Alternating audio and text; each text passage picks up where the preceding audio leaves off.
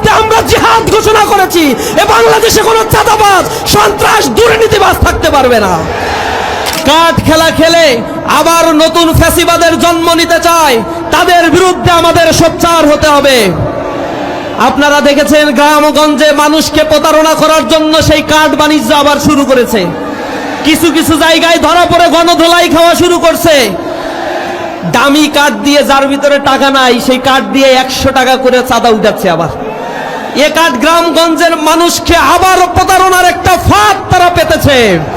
এ ফাঁদ পেতেছিল আওয়ামী ফ্যাসিবাদ, যারা 10 টাকা দরে চাল, 5 টাকায় কাঁচা ঝাল, ঘরে ঘরে চাকরির কথা বলে এই দেশের মানুষের সাথে প্রতারণা করে ব্যাংকগুলোকে তারা লুটেরাজে পরিণত করেছিল।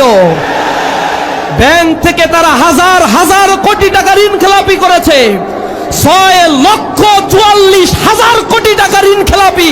আপনাদের টাকা ব্যাংকে রেখেছেন, সেই টাকাগুলো পাচার করে গাড়ি বাড়ি আলিশান জীবন যাপন করছে সেই ফ্যাসিবাদী শক্তি।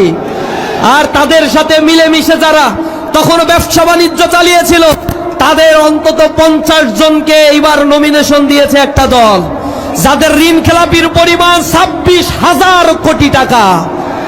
ব্যাংকের সাধারণ মানুষ টাকা রাখে, তার টাকা আর ফেরত দিতে পারছে না। এই ঋণ খেলাপিদের আবার যারা পুনর্বাসন করছে, জনগণের টাকা যে আবার দুর্নীতি আর লুটপাট করে তারা এক স্বর্গরাজ্য পরিণত করবে, তা বুঝতে আমাদের আর বাকি নাই। এজন্য আমাদের জেগে উঠতে হবে আমাদের অধিকারের জন্য।